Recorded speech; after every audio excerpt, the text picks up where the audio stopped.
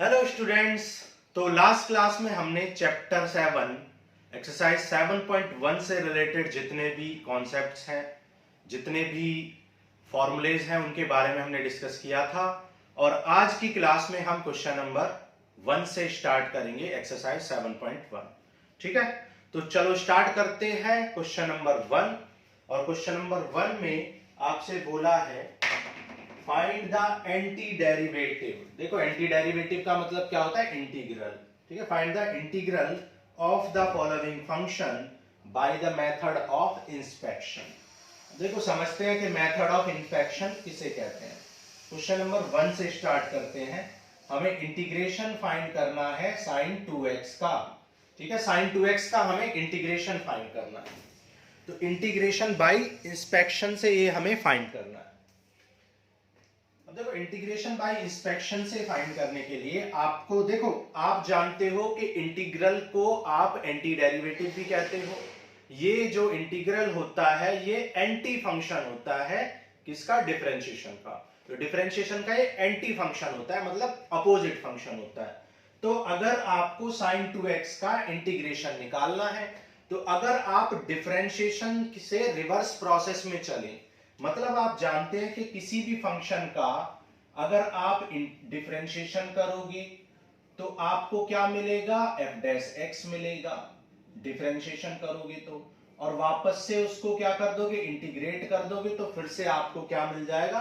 फिर से आपको वो फंक्शन मिल जाएगा। तो इसी कॉन्सेप्ट पे काम करता है आपका मेथड ऑफ इंस्पेक्शन। ठीक है, method of integration of inspection इसी कॉन्सेप्ट पे काम करता है। तो आपको sin 2x का इंटीग्रेशन निकालना है, तो आप अपोजिट वे में सोचोगे, एंटी फंक्शन के बारे में, यानी डिफरेंशिएशन के बारे में सोचोगे कि भाई cos 2x का डिफरेंशिएशन sin 2x होता है। ठीक है, तो क्या लिखोगे? Since differentiation of cos 2x, differentiation of cos 2x क्या होता है? cos 2x का डिफरेंशिएशन आप जानते हो -2 sin 2x होता है। तो ये जो d बाई डी एक्स है ये इधर आएगा तो मल्टीप्लाई में चला जाएगा। ये dx क्या बताता है? ये dx बताता है differentiation is with respect to x। और जब ये इंटीग्रेशन इधर चला जाएगा, सॉरी, ये dx जब इधर चला जाएगा तो ये dx बताएगा कि आपको इंटीग्रेट करना है विद रिस्पेक्ट टू x। और ये d क्या बताता है? कि डिफरेंशिएशन करना है। तो जब ये d जो है इस साइड आएगा, राइट साइड में आएगा, तो ये d डिफरेंशिएशन इधर आके इंटीग्रेशन बन जाएगा। तो ये डिफरेंशिएशन इधर जाके क्या बन जाएगा? Integration of sin 2x। -2 constant है तो वो हमने बाहर लिख दिया है। तो ये -2 जब इधर आएगा तो क्या हो जाएगा? डिवीजन में चला जाएगा cos 2x। तो यहां पर integration of sin 2x, integration of sin 2x क्या आ गया? -1/2 cos 2x। और यही हमें फाइंड करना था। So we can say that integration of sin 2x is -1/2 cos 2x plus some constant. एक कांस्टेंट ऐड कर देते हैं जब भी आप इंटीग्रेशन करते हैं। डेफिनेट इंटीग्रेशन में नहीं ऐड करते हैं, इनडेफिनिट में ऐड कर लेते हैं। ठीक है, ये सारी बातें आपको इंट्रोडक्शन क्लास में हम समझा चुके हैं, क्यों हम कांस्टेंट ऐड करते हैं। तो ये था हमारा क्वेश्चन नंबर 1। चलो अब करते हैं क्वेश्चन नंबर 2। देखो, क्वेश्चन नंबर 2 में आपको cos 3x का इंटीग्रेशन पूछा है। Find the integration of cos 3x। तो यहां पे भी आप अपोजिट वे में सोचेंगे, भाई cos 3x का इंटीग्रेशन निकालना है, तो आप ऐसे सोचोगे कि sin x का डिफरेंशिएशन क्या होता है? cos x होता है। तो आप लिखोगे since differentiation of sin 3x। ठीक है, sin 3x का डिफरेंशिएशन क्या होता है? 3 cos 3x होता है। ठीक है, 3 cos 3x होता है। तो ये dx इधर आएगा तो ये मल्टीप्लाई में चला जाएगा। तो ये बताएगा कि आपको डिफरेंशिएशन x के रेस्पेक्ट में करना था, और इधर जाके ये बताएगा कि आपको इंटीग्रेशन x के रेस्पेक्ट में करना है। ठीक है, अब यहां पर डिफरेंशिएशन ऑफ sin 3x है। अब ये डिफरेंशिएशन जब इस साइड जाएगा तो ये क्या बन जाएगा? इंटीग्रेशन बन जाएगा, integration of 3 cos 3x। 3 constant है, बाहर आ जाएगा, ठीक है। तो cos 3x का इंटीग्रेशन आपको निकालना था, और cos 3x का इंटीग्रेशन क्या हो जाएगा, इंटीग्रेशन ऑफ cos 3x क्या हो जाएगा, sin 3x by 3, sin 3x by 3। तो आप कह सकते हैं कि integration of cos 3x, integration of cos 3x is 1/3 sin 3x plus some constant कर देंगे। तो ये आ गया आपका क्वेश्चन नंबर 2। बिल्कुल अच्छे से आपको समझ में आ गया होगा। अब आगे करते हैं क्वेश्चन नंबर 3। देखो क्वेश्चन नंबर 3 में आपसे e पावर 2x के लिए पूछा है। क्वेश्चन नंबर 3 में आपसे पूछा है integration of e power 3x। e power 3x का आपसे इंटीग्रेशन पूछा है। तो आप जानते हैं e पावर x का डिफरेंशिएशन e पावर x होता है। तो आप लिखेंगे since differentiation of e power 3x is 3 e power 3x। भाई e पावर 3x का डिफरेंशिएशन क्या होता है, 3 e पावर 3x। तो जब ये dx मल्टीप्लाई में जाएगा तो ये d हो जाएगा into dx, okay.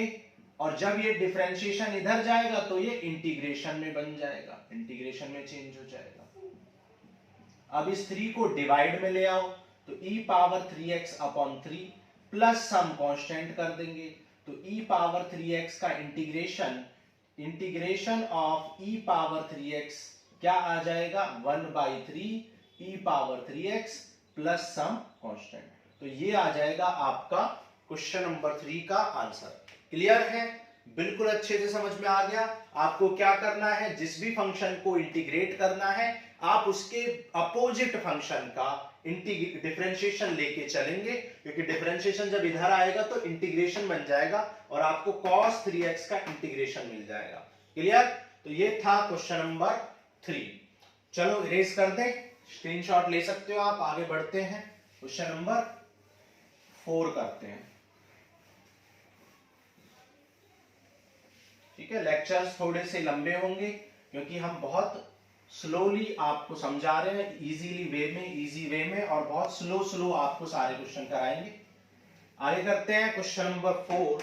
Question number 4 में बोला हुआ है ax प्लस b के होल स्क्वायर का इंटीग्रेशन करना है।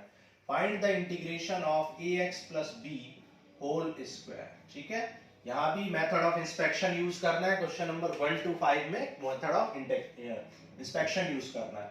अब आप देखो, आप जानते हो कि differentiation of x power n क्या होता है, nx पावर n माइनस 1। मतलब डिफरेंशिएशन क्या करता है, डिफरेंशिएशन किसी भी फंक्शन की पावर को 1 कम कर देता है, 1 से रिड्यूस कर देता है। तो पावर n थी तो पावर को क्या कर दिया, n माइनस 1। इसका मतलब है कि अगर आपको पावर 2 लानी है तो आपको क्या करना पड़ेगा, पावर 2 लाने के लिए आपको पावर 3 को लेके चलना पड़ेगा। ठीक है, क्योंकि डिफरेंशिएशन पावर को 1 कम कर देता है। तो आप लिखेंगे since we know that differentiation of ax plus b whole power 3, ax plus b whole power 3 का डिफरेंशिएशन क्या होता है, 3ax plus b whole square हो जाएगा, 3 माइनस 1 हो जाएगा। और अब आपको चेन रूल भी लगाना है, तो चेन रूल की वजह से क्या हो जाएगा, ax प्लस b। डिफरेंशिएशन आपको थोड़ा अच्छे से आना चाहिए। तो ax प्लस b को अगेन करेंगे चेन रूल। तो ax प्लस b का डिफरेंशिएशन क्या हो जाएगा, भाई आप जानते हो a का डिफरेंशिएशन, a कांस्टेंट है, x का 1 और b का 0, तो a आ जाएगा। तो आ जाएगा 3a ax plus b whole square, और यहां पर डिफरेंशिएशन ऑफ क्या है, ax plus b whole cube है। तो जब ये डिफरेंशिएशन इस साइड जाएगा तो क्या बना लेगा, ये डिफरेंशिएशन इस साइड जाके आपको इंटीग्रेशन में चेंज हो जाएगा।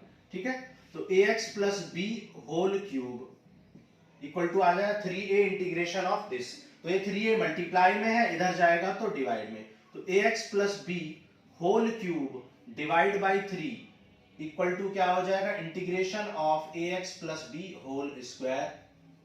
ठीक है, तो आप कह सकते हैं ax plus b whole square का integration of ax plus b whole square is equal to 1/3a ax plus b whole cube plus some constant. तो इस तरीके से आपने ax plus b whole square का डिफरेंशिएशन फाइंड कर लिया।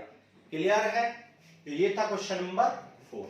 अब देखो नेक्स्ट करते हैं क्वेश्चन नंबर 5। क्वेश्चन नंबर 5 में आपसे बोला है sin 2x minus 4e power 3x। Question number 5 में आपको इंटीग्रेशन फाइंड करना है sin 2x minus 4e power 3x। तो यहाँ पे आप देख सकते हो टू टर्म्स को इंटीग्रेट करना है, टू टर्म्स को इंटीग्रेट करना है आपको। अब sin 2x का इंटीग्रेशन आप फर्स्ट पार्ट में कर चुके हो फर्स्ट क्वेश्चन में, और e पावर 3x का आप थर्ड क्वेश्चन में कर चुके हो। तो बस वैसे ही करना है आपको, वन बाय वन कर लेना है। ठीक है, तो सबसे पहले आप वही करेंगे। आप सबसे पहले कहेंगे कि differentiation of cos 2x, opposite function लेके चलते हैं। cos 2x का डिफरेंशिएशन क्या होता है? -2 sin 2x होता है। तो डिफरेंशिएशन को इंटीग्रेशन में ले जाओ, तो इंटीग्रेशन ऑफ sin 2x क्या आ जाएगा? cos 2x। तो यहां पर ये -2 डिवाइड में आ जाए तो आप लिख सकते हो इंटीग्रेशन ऑफ sin 2x क्या आ जाएगा?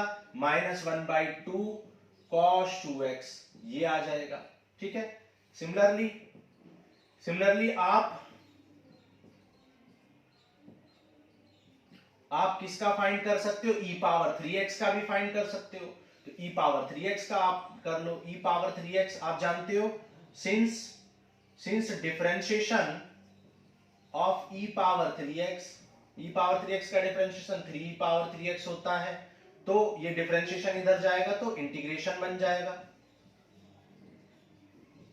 और ये 3x डिवाइड में आ जाएगा। तो integration of e power 3x क्या आ जाएगा? 1/3 into e power 3x plus some constant भी कर सकते हैं। ठीक है, यहां पर भी एक कांस्टेंट ऐड कर सकते हैं c1, और यहां पर c2 ऐड कर सकते हैं। अब आपको इंटीग्रेशन ऑफ sin 2x निकालना था और 4, तो इस फंक्शन को आपको इंटीग्रेट करना था। तो आप इसको क्या लिख सकते हो? आप इसको लिख सकते हो integration of sin 2x minus 4 constant है, और integration of e power 3x। अब sin 2x का डिफरेंशिएशन ऑलरेडी निकाल चुके हो, -1/2 cos 2x प्लस c1, और e पावर 3x का क्या आया था? 1/3 e power 3x plus c2। आप जानते हो c1 प्लस c2, c1 भी कांस्टेंट है, c2 भी, तो c1 और c2 ऐड होके क्या बना लेंगे? अनदर कांस्टेंट बना लेंगे। तो आंसर आ जाए -1/2 cos 2x minus 4/3 e power 3x plus c1 plus c2 को आप अदर कांस्टेंट लिख देंगे। तो ये आ जाएगा आपका integration of the required function. ठीक है, दिखाई दे रहा है नीचे? ओके, तो ये था आपका क्वेश्चन नंबर 5। चलो स्क्रीनशॉट ले लिया होगा आपने। आगे करते हैं क्वेश्चन नंबर 6 करेंगे।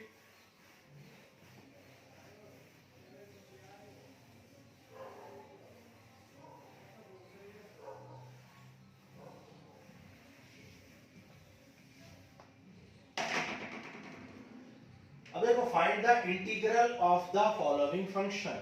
इन फंक्शंस को आपको इंटीग्रेट करना है, और अब आपको मेथड ऑफ इंस्पेक्शन यूज नहीं करना है। मेथड ऑफ इंस्पेक्शन का यूज आपको नहीं करना है। तो आप किस तरीके से करेंगे? देखो, हमने इंट्रोडक्शन क्लास में बताया था, जैसे किसी भी फंक्शन को इंटीग्रेट करना है तो यहां पर भी चेन रूल लगाएंगे। जैसे डिफरेंशिएशन में चेन रूल होता है, सिमिलरली इंटीग्रेशन में चेन रूल होता है।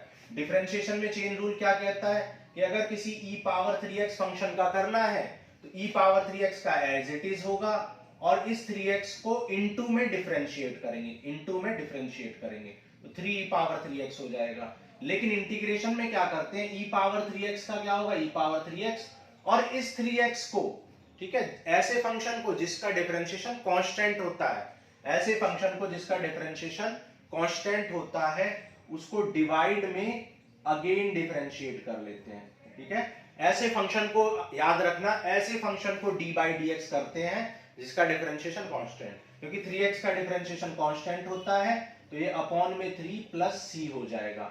आप ऐसे नहीं करना चाहते हो तो आप इंटीग्रेशन बाय सब्स्टिट्यूशन यूज कर सकते हो।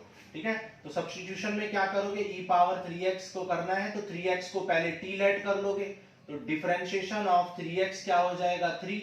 तो आपके फंक्शन को आप चेंज कर दोगे, e पावर 3x को t पुट कर दोगे, और dx की वैल्यू क्या आ जाएगी? dt/3। यहां से dx की वैल्यू क्या आ जाएगी? dt/3। तो 1/3 कांस्टेंट है, e पावर t को करेंगे और e पावर t का क्या होता है, e पावर t, और t की वैल्यू पुट कर देंगे तो 1/3 e power 3x plus c। तो आप देख सकते हो यही आ गया 1/3 e power 3x plus c। तो चाहे तो आप ऐसे कर सकते हो, चाहे ऐसे कर सकते हो। इंट्रोडक्शन क्लास में ये सब कॉन्सेप्ट आपको सिखा चुके हैं, तो वहां पे जाके आप देख सकते हैं। देखो क्वेश्चन नंबर 6 करते हैं। तो 4 इसको इंटीग्रेशन करना है आपको, 4 e पावर 3x प्लस 1, ठीक है। तो 4 कांस्टेंट है और e पावर 3x को इंटीग्रेट करेंगे प्लस 1 को इंटीग्रेट करेंगे। e पावर 3x का इंटीग्रेशन क्या हो जाए, e पावर 3x और अपॉन में डिफरेंशिएशन ऑफ 3x, अपॉन में डिफरेंशिएशन ऑफ 3x, और 3x का डिफरेंशिएशन क्या होता है, 3 होता है। और 1 का इंटीग्रेशन क्या होता है, x, और प्लस सम कांस्टेंट कर देंगे, ठीक है। 1 का इंटीग्रेशन क्या होता है, x। ये सारी चीजें आपको इंट्रोडक्शन में सिखा चुके हैं कि 1 का इंटीग्रेशन x क्यों होता है। चलो आगे करते हैं क्वेश्चन नंबर 7। देखो क्वेश्चन नंबर 7 में आपको x square into 1 minus 1 upon x square को इंटीग्रेट करना है, ठीक है। तो इस तरह के फंक्शंस को जिनमें मल्टीप्लाई होता है, तो यहाँ इंटीग्रेशन में प्रोडक्ट रूल नहीं होता है, एक और रूल होता है जिसके बारे में हम बाद में बात करेंगे, लेकिन हम कोशिश करते हैं कि प्रोडक्ट रूल का यूज ना करें। तो हम क्या करेंगे, एक्स स्क्वायर को अंदर मल्टीप्लाई कर देंगे, तो x square into 1 x square हो जाएगा, और एक्स स्क्वायर को 1 में इंटू करोगे तो x square into 1 by x square 1 आ जाएगा, ठीक है। तो आपको इस क्वेश्चन को करना है। तो आपने अपने क्वेश्चन को सिंप्लीफाई कर लिया। अब आप जानते हो एक्स स्क्वायर को इंटीग्रेट कैसे करते हैं। एक्स स्क्वायर का इंटीग्रेशन हो जाएगा एक्स स्क्वायर मतलब x power 2 plus 1 upon 2 plus 1, और 1 का क्या हो जाएगा एक्स प्लस सम कांस्टेंट, तो ये हो जाएगा x3/3, ठीक है। अभी हम बेसिक कर रहे हैं x की पावर, क्योंकि आप जानते हो since you know that integration of x power n is equal to x power n plus 1 upon n plus 1। तो x पावर 2 का इंटीग्रेशन क्या आ जाएगा 2 प्लस 1 अपॉन 2 प्लस 1, यानी x पावर 3 अपॉन 3, और 1 का हो जाएगा x। क्लियर। तो इस तरीके से, अच्छा 1 का इंटीग्रेशन x क्यों होगा आपको चलो बता देते हैं। 1 का इंटीग्रेशन करना, देखो 1 को क्या लिख सकते हो आप x पावर 0, और x पावर एनीथिंग का कैसे करते हैं, x power n plus 1 upon n plus 1, तो 0 plus 1 upon 0 plus 1, x power 0 plus 1 यानी x पावर 1 अपॉन 1, तो आप इसे क्या लिख सकते हो x। तो इस तरीके से 1 का इंटीग्रेशन क्या हो जाता है, x हो जाता है। क्लियर है। तो इस तरीके से क्वेश्चन नंबर 7 आपने कर लिया। चलो आगे करते हैं, क्वेश्चन नंबर 8 करते हैं।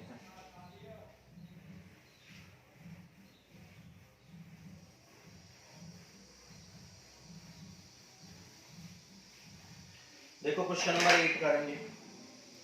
क्वेश्चन नंबर 8 में आपको किसको इंटीग्रेट करना है, क्वेश्चन नंबर 8 में आपको इंटीग्रेशन करना है ax square plus bx plus c and sum, इसका इंटीग्रेशन करना है, सॉरी।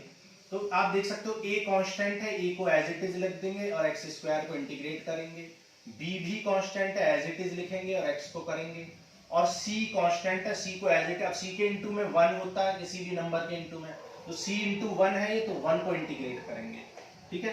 अब x स्क्वायर का क्या करोगे, x power 2 plus 1 upon 2 plus 1 यानी x क्यूब अपॉन 3, और इसी तरह x पावर 1 का करेंगे तो x power 1 plus 1 that is 2 upon 2, और c को एज इट इज लिखेंगे, और 1 का इंटीग्रेशन क्या हो जाएगा, 1 का इंटीग्रेशन हो जाएगा x, अभी आपको सिखाया था। और यहाँ पे एक कांस्टेंट ऐड कर लेंगे, सपोज d कर लिया ऐड, क्योंकि आपने c ऑलरेडी क्वेश्चन में है तो आपने d कांस्टेंट ऐड कर लिया, ठीक है। आप चाहें तो कुछ भी कर सकते हैं, कैपिटल A कर सकते हैं और लिख देंगे where d is the constant. तो ये था क्वेश्चन नंबर 8। आगे करते हैं, देखो क्वेश्चन नंबर 9। क्वेश्चन नंबर 9 में आपसे बोला है 2x square plus e power x dx, ठीक है। तो 2 कांस्टेंट है, 2 को एज इट इज लिखेंगे, x स्क्वायर को इंटीग्रेट करेंगे, फिर e पावर x को इंटीग्रेट करेंगे। x स्क्वायर का इंटीग्रेशन क्या हो जाएगा, x power 2 plus 1 that is 3 upon 3, और e पावर x का क्या होता है, e पावर x और प्लस सम कांस्टेंट कर देंगे। क्लियर। तो ये था क्वेश्चन नंबर 9। अब देखो क्वेश्चन नंबर 10 करते हैं। क्वेश्चन नंबर 10 में आपको root x minus 1 by root x को के होल स्क्वायर को इंटीग्रेट करना है। Root x minus 1/√x whole square को इंटीग्रेट करना है। तो देखो होल स्क्वायर है तो यहां पर सबसे पहले सिंप्लीफाई कर लोगे, a square plus b square minus 2ab। Simplify, root x से रूट एक्स कैंसिल हो जाएगा, रूट एक्स स्क्वायर क्या होगा x और 1/x हो जाएगा और यहां 2 आ जाएगा। ठीक है, अब देखो x को इंटीग्रेट करेंगे, 1/x को इंटीग्रेट करेंगे और 2 कांस्टेंट है, 2 के इंटू में 1 लिख सकते हैं तो 1 को इंटीग्रेट करेंगे। अब देखो आप क्या कह सकते हो, आप x का इंटीग्रेशन क्या होता है x² 2 और 1/x का इंटीग्रेशन क्या होता है log x और 1 का इंटीग्रेशन x और प्लस सम कांस्टेंट। देखो आप जानते हो कि डिफरेंशिएशन ऑफ log x का डिफरेंशिएशन 1/x होता है, तो जब ये डिफरेंशिएशन इस साइड जाएगा तो ये इंटीग्रेशन बन जाएगा, तो इंटीग्रेशन ऑफ 1/x क्या हो जाएगा log x हो जाएगा। ठीक है, तो ये बात आप सीन्स में भी लिख सकते हो या फिर डायरेक्ट फॉर्मूला लिख सकते हो। ठीक है, तो ये था क्वेश्चन नंबर 10। चलो आगे करते हैं, क्वेश्चन नंबर 11 करते हैं। किसी भी फंक्शन को इंटीग्रेट करने से पहले हम क्या करते हैं, उस फंक्शन को सिंप्लीफाई कर लेते हैं। सेम चीज आप डिफरेंशिएशन में भी करते थे, आप सिंप्लीफाई करने के बाद ही डिफरेंशिएट करते थे। चलो आगे क्वेश्चन नंबर 11।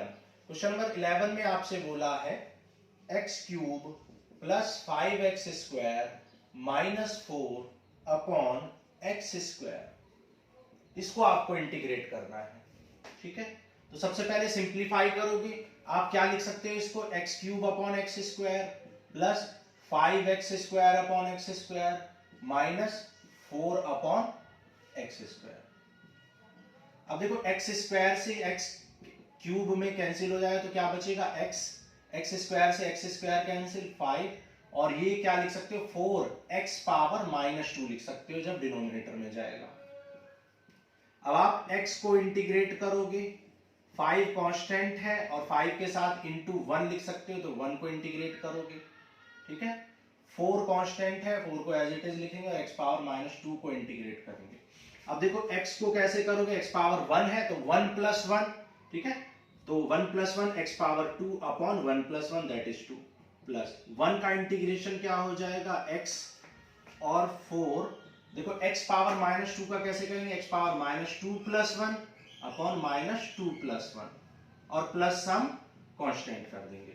अब ये हो जाएगा x² 2 प्लस 5x माइनस 4। अब देखो ये x पावर -1 हो जाएगा, ये हो जाएगा x power -1 upon -1 plus c। अब देखो माइनस से माइनस आप कैंसिल कर सकते हो, x² 2 plus x² 2 plus 5x और देखो ये x पावर -1 को डिनोमिनेटर में 1/x लिख सकते हैं प्लस सम कांस्टेंट। ठीक है, बिल्कुल आपको पूरा क्वेश्चन को आप इलेबोरेट करके हम बता रहे हैं स्टेप बाय स्टेप, कोई भी स्टेप यहां पर मिस नहीं कर रहे हैं। क्लियर, चलो आगे कर रहे हैं। क्वेश्चन नंबर 11 हो गया, क्वेश्चन नंबर 12 करते हैं।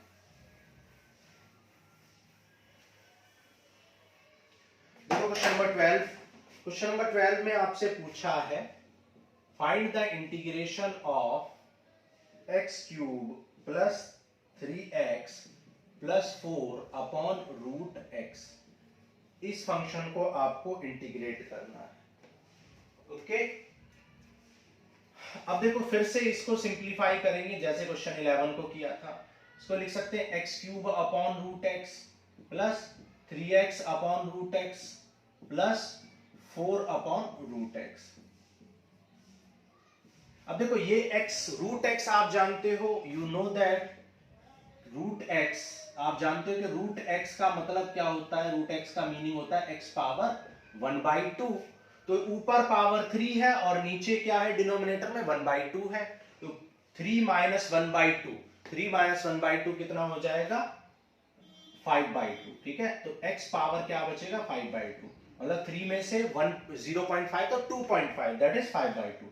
सिमिलरली ये x पावर 1 है और नीचे हाफ है, तो 1 में से हाफ करोगे तो x पावर हाफ बचेगा और देखो x पावर हाफ है तो ऊपर जाएगा तो x पावर -1/2 हो जाएगा। क्लियर, अब देखो x पावर 5/2 को कैसे करोगे, 5/2 प्लस 1 अपॉन 5/2 प्लस 1, तो ये हो जाएगा x पावर 7/2 अपॉन 7/2। अब ये 7/2 ऊपर चला जाएगा तो ये हो जाएगा 2/7 x पावर 7/2। सिमिलरली यहां पर कर लेंगे, x पावर 1/2 को कैसे करोगे, 1/2 प्लस 1 अपॉन 1/2 प्लस 1, तो ये हो जाएगा x पावर 1/2 प्लस 1 क्या हो जाएगा 3/2, और अपॉन में क्या आ जाएगा 3/2, और ये 3/2 ऊपर जाएगा तो 2 इंटू 3/2, तो 3 से 3 कैंसिल कर सकते हो आप, तो ये आ जाएगा 2x पावर 3/2। क्लियर है।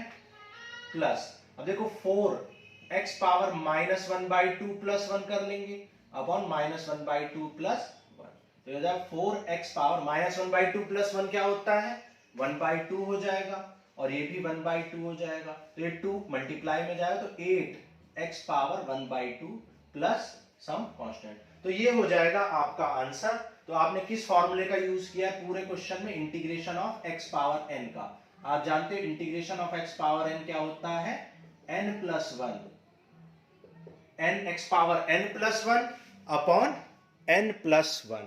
तो इस फॉर्मूले का हमने यूज किया है।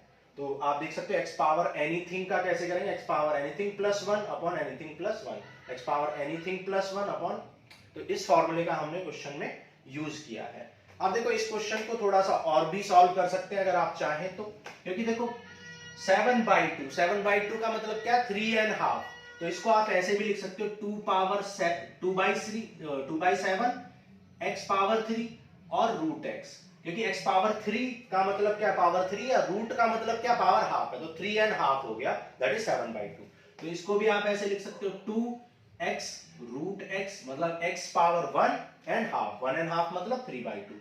सिमिलरली यहां पर रूट x और प्लस सम कांस्टेंट कर सकते हैं। तो ये आ गया आपका क्वेश्चन नंबर 12 का आंसर। क्लियर है। चलो आगे बढ़ते हैं, क्वेश्चन नंबर 13 करते हैं।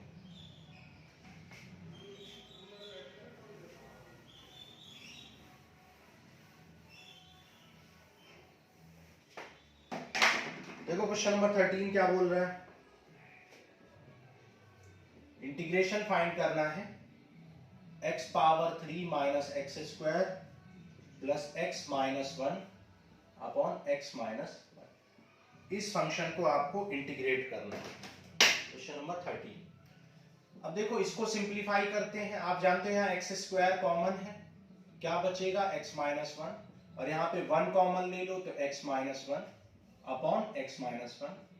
अब आप देख सकते हो न्यूमरेटर में x माइनस 1 कॉमन है, तो x माइनस 1 आप यहाँ पर कॉमन निकाल लेंगे तो क्या बचेगा x square plus 1 upon x minus 1। अब x माइनस 1 से x माइनस 1 कैंसिल हो जाएगा, क्या बचेगा x स्क्वायर प्लस 1। अब x स्क्वायर को इंटीग्रेट कर देंगे और 1 को भी इंटीग्रेट कर देंगे। x स्क्वायर का इंटीग्रेशन क्या होगा, x power 2 plus 1 that is 3 upon 3, और 1 का क्या हो जाएगा x प्लस सम कांस्टेंट। तो ये क्वेश्चन नंबर 13 था। आगे बढ़ते हैं, करते हैं क्वेश्चन नंबर 14।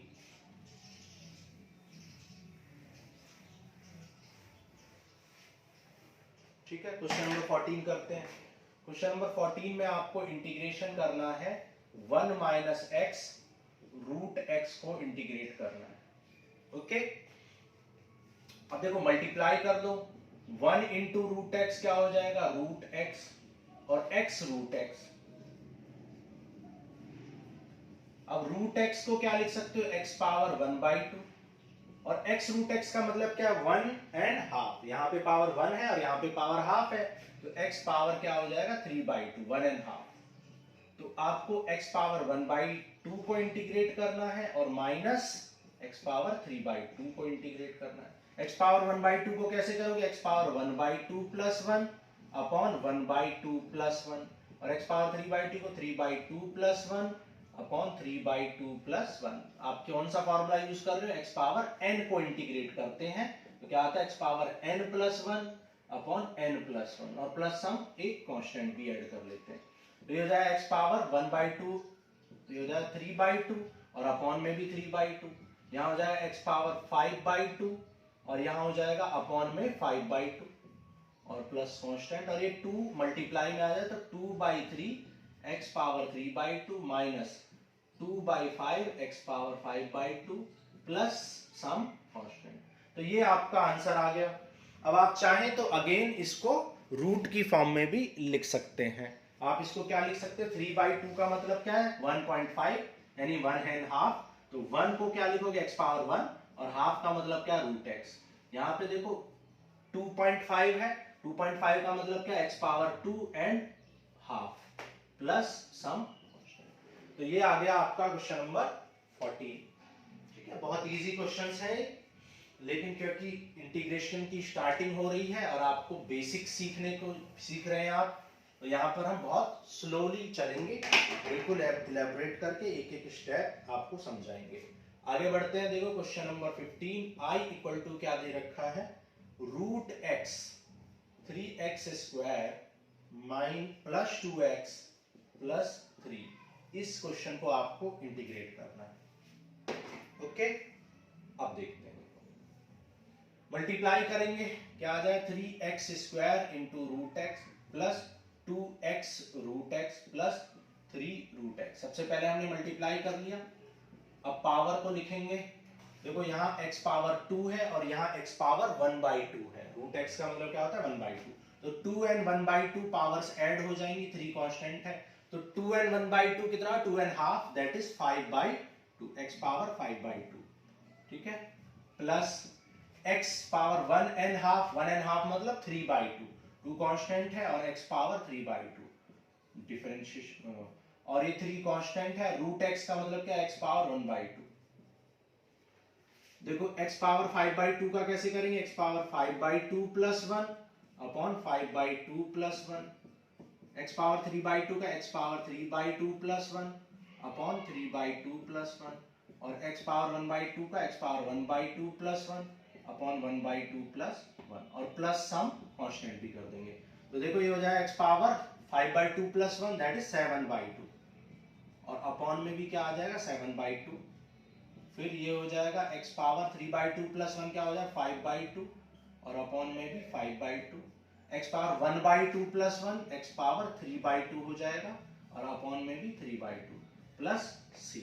तो ये हो जाएगा, देखो ये 7/2 ऊपर जाएगा तो 2/7, तो 2 3 जा 6/7 x पावर 7/2 प्लस 2 2 जा 4/5 x पावर 5/2 प्लस ये 3 से 3 कैंसिल, तो 2 x पावर 3/2। ठीक है, 2 मल्टीप्लाई में प्लस सम कांस्टेंट। ये आपका आंसर हो जाएगा। आप चाहे तो रूट की फॉर्म में भी लिख सकते हैं। 7/2 का मतलब क्या, 3.5, दैट इज 3 एंड हाफ। 5/2 मतलब 2.5, दैट इज 2 एंड हाफ, और 3/2 का मतलब क्या 1.5, 1.5 का मतलब क्या 1 एंड हाफ। ठीक है, रूट एक्स का मतलब क्या होता है हाफ, तो 1 power and half, 2 power and half, 3 power and half means 7/2। तो ये था क्वेश्चन नंबर 15। आगे चलते हैं, क्वेश्चन नंबर 16 करते हैं। ओके,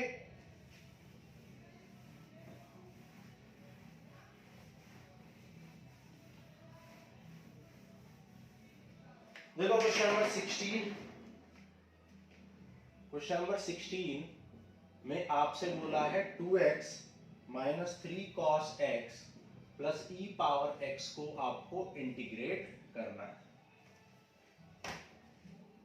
ठीक है, इस फंक्शन को आपको इंटीग्रेट करना है। देखो 2 कांस्टेंट है, x को इंटीग्रेट करेंगे, 3 कांस्टेंट है एज इट इज लिखेंगे और x को इंटीग्रेट करेंगे, और e पावर x को इंटीग्रेट करेंगे। क्लियर है? अब देखो आपको मैं इंट्रोडक्शन में सिखा चुका हूं, फिर से बता देता हूं। आप जानते हो कि डिफरेंशिएशन, साइन x का डिफरेंशिएशन क्या होता है cos x, और जब ये डिफरेंशिएशन उस साइड जाएगा तो इंटीग्रेशन बन जाएगा, तो इंटीग्रेशन ऑफ cos x क्या बन जाएगा, sin x बन जाएगा। ठीक है, क्योंकि साइन x का डिफरेंशिएशन cos x, तो ये डिफरेंशिएशन उस साइड जाएगा, तो इंटीग्रेशन ऑफ cos x क्या बन जाएगा, sin x। तो आप cos x के इंटीग्रेशन को क्या लिख सकते हो, sin x। Similarly e power x का डिफरेंशिएशन e पावर x होता है। You know that e power x, differentiation of e power x क्या होता है, e पावर x। तो डिफरेंशिएशन इधर जाएगा तो integration of e power x क्या बन जाएगा। इंट्रोडक्शन में ये सारी चीजें आपको समझा चुके हैं, वहां पर आपको देख लेना है। और देखो x पावर एक्स का क्या हो जाए, एक्स पावर 2 अपॉन 2, ठीक है, 2 से 2 cancel, x power 2 minus 3 sine x plus e power x plus some option. तो ये आ गया क्वेश्चन नंबर 16। आगे करते हैं, देखो क्वेश्चन नंबर 17 करते हैं।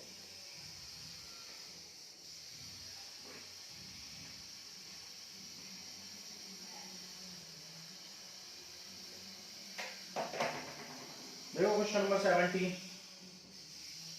Integration of 2x square minus 3 sine x plus 5 root, इस फंक्शन को आपको इंटीग्रेट करना है। ओके, अब देखो 2 कांस्टेंट है, एज इट इज लिखेंगे, x स्क्वायर को इंटीग्रेट करेंगे, 3 कांस्टेंट है, एज इट इज लिखेंगे, साइन x को इंटीग्रेट करेंगे, 5 कांस्टेंट है, एज इट इज लिखेंगे, और रूट x को इंटीग्रेट करेंगे। अब देखो x स्क्वायर का क्या होता है, x स्क्वायर का होता है x पावर 3/3, साइन x का इंटीग्रेशन क्या होता है, माइनस कॉस x होता है, और 5, देखो ये रूट x है, रूट x का मतलब क्या, x पावर 1/2, और 1/2 का कैसे करते हैं, x power 1/2 plus 1 upon 1/2 plus 1 plus some constant. तो देखो ये आ जाए 2/3 x क्यूब, और minus into minus plus 3 cos x, और देखो 3/2 ऊपर जाएगा तो 10/3 x power 3/2 plus some constant. तो ये था क्वेश्चन नंबर 17। आगे करते हैं, देखो क्वेश्चन नंबर 18 करेंगे। क्वेश्चन नंबर 18 कह रहा है sec x into sec x plus 10x। तो sec x को मल्टीप्लाई कर दो, ये हो जाएगा sec square x plus sec x 10x, multiply कर लिया ब्रैकेट के अंदर। अब देखो इंटीग्रेट करेंगे, sec स्क्वायर x को इंटीग्रेट करेंगे और sec x 10x को इंटीग्रेट करेंगे। आप जानते हो sec स्क्वायर x का इंटीग्रेशन क्या होता है, 10x होता है, और sec x 10x का इंटीग्रेशन क्या होता है, sec x होता है, प्लस सम कांस्टेंट। ठीक है, सारे फॉर्मूले के बारे में इंट्रोडक्शन में बताया है कि sec स्क्वायर x का इंटीग्रेशन क्यों 10x होता है और sec x 10x का इंटीग्रेशन क्यों sec x होता है। सारे बेसिक फंक्शंस का इंटीग्रेशन आपको सिखा चुके हैं इसमें इंट्रोडक्शन क्लास में, ठीक है, प्रीवियस लेक्चर में। तो वहां पर आप इसको देख के आओगे तो बहुत परफेक्टली समझ में आ जाएगा। आपको किसी भी कोई कोचिंग में जाने की जरूरत नहीं है, कहीं भी सब कुछ आपको डिटेल में बहुत आराम से समझाएंगे, सब कुछ समझ में आएगा। ठीक है, question number 19, integration of sec square x upon cosec square x। ठीक है, integration of sec square x upon cosec square x। अब देखो sec स्क्वायर x को आप क्या लिख सकते हो, 1 अपॉन cos स्क्वायर x लिख सकते हो। cosec स्क्वायर x को क्या लिख सकते हो, 1 अपॉन sin स्क्वायर x लिख सकते हो। ये चला जाएगा मल्टीप्लाई में, ये ऊपर चला जाएगा, तो ये क्या आ जाएगा, sin square x upon cos square x। sin upon cos आप जानते ही हो, tan स्क्वायर x होता है। ठीक है, अब देखो आपको ट्रिग्नोमेट्री आइडेंटिटी आती होंगी, पता होंगी ट्रिग्नोमेट्री आइडेंटिटी। आप जानते हो कि sec square x minus tan square x equal to 1 होता है। ये ट्रिग्नोमेट्री आइडेंटिटी है, आपने पढ़ी हुई है क्लास 10th में, 11th में। और अगर आपको इसमें कोई प्रॉब्लम है तो हमारे चैनल पर आपको एक लेक्चर मिल जाएगा, बेसिक्स ऑफ ट्रिग्नोमेट्री। तो वहां पर ये सारे लेक्चर्स या सारी आइडेंटिटी वगैरह हमने बताई है। ठीक है, तो देखो tan स्क्वायर x नेगेटिव है, इधर जाएगा तो ये पॉजिटिव हो जाएगा। अरे 1 पॉजिटिव है, इधर आएगा तो नेगेटिव। तो आप देख सकते हो tan स्क्वायर x को आप क्या लिख सकते हो, sec स्क्वायर x माइनस 1 लिख सकते हो, sec स्क्वायर x माइनस। तो sec स्क्वायर x को इंटीग्रेट करना है और 1 को इंटीग्रेट करना है। अब sec स्क्वायर x का इंटीग्रेशन क्या होता है, tan x होता है, और 1 का इंटीग्रेशन क्या होता है, x होता है। तो ये हो जाएगा आपका आंसर। क्लियर है क्वेश्चन नंबर 19। चलो आगे करते हैं, क्वेश्चन नंबर 20 करते हैं। ओके, क्वेश्चन नंबर 20 कर लेते हैं। क्वेश्चन नंबर 20 में आपसे बोला है 2 minus 3 sine x, 2 minus 3 sine x upon cos square x.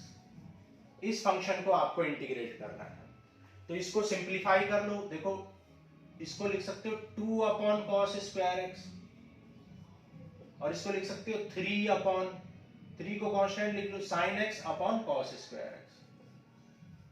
ठीक है, इंडिविजुअली डिवाइड कर दिया 2 upon cos square x and sine upon cos square x. ठीक है, अब देखो कॉस स्क्वायर जब डिनोमिनेटर में जाएगा न्यूमरेटर में जाएगा तो ये क्या बन जाएगा सेक स्क्वायर एक्स, क्योंकि आप जानते हो 1 अपॉन कॉस क्या होता है सेक होता है। 2 कांस्टेंट है बाहर लिख लो, 3 कांस्टेंट है एज इट इज रहेंगे, और साइन देखो sign upon cos into cos है, ये देखो साइन अपॉन क्या है cos x into cos x. देखो साइन अपॉन कॉस क्या होता है, साइन अपॉन कॉस क्या होता है टेन होता है, और 1 अपॉन कॉस क्या होता है सेक।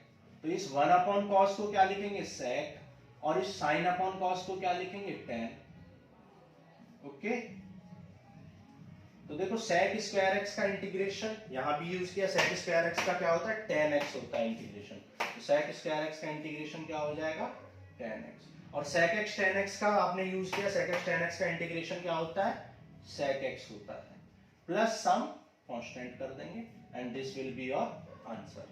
तो ये था क्वेश्चन नंबर 20। आगे करेंगे अब हम क्वेश्चन नंबर 21।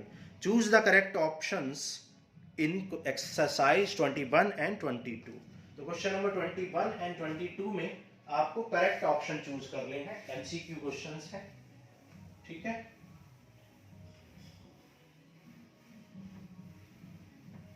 तो देखो करते हैं क्वेश्चन नंबर 21 सॉरी। अब देखो क्वेश्चन नंबर 21 इजी है, आप कर चुके हो, रूट एक्स का इंटीग्रेशन करना है और 1 अपॉन रूट एक्स का भी इंटीग्रेशन करना है, जो कि हम सिखा चुके हैं आपको। ठीक है, तो आप जानते हो रूट एक्स का मतलब क्या होता है, रूट एक्स का मतलब होता है एक्स पावर 1/2, और इसका मतलब क्या है 1 अपॉन एक्स पावर 1/2। जब ये डिनोमिनेटर देखो ये इंटीग्रेशन ऑफ एक्स पावर 1/2 है, और प्लस अब ये डिनोमिनेटर न्यूमरेटर में जाएगा तो एक्स पावर -1/2 हो जाएगा। तो एक्स पावर n की फॉर्म का फॉर्मेट है, एक्स पावर n का इंटीग्रेशन क्या होता है x power n+1 upon n+1। Similarly x power n+1 upon n+1 plus some constant कर देंगे, तो ये हो जाएगा x पावर 3/2 अपॉन 3/2, और ये हो जाएगा x पावर -1/2 प्लस 1 क्या हो जाएगा 1/2, और अपॉन में 1 प्लस सम कांस्टेंट कर देंगे। अब देखो ये 3/2 ऊपर जाएगा तो ये हो जाएगा 2/3 x पावर 3/2, और ये हो जाएगा 2x पावर 1/2 और प्लस सम कांस्टेंट, और आप चेक कर सकते हो विच इज ऑप्शन नंबर, जो कि ऑप्शन नंबर कौन सा है सी। तो option number C will be your correct answer. तो क्वेश्चन नंबर 21 में ऑप्शन सी हो जाएगा आपका करेक्ट। क्लियर, चलो आगे करते हैं क्वेश्चन नंबर 22।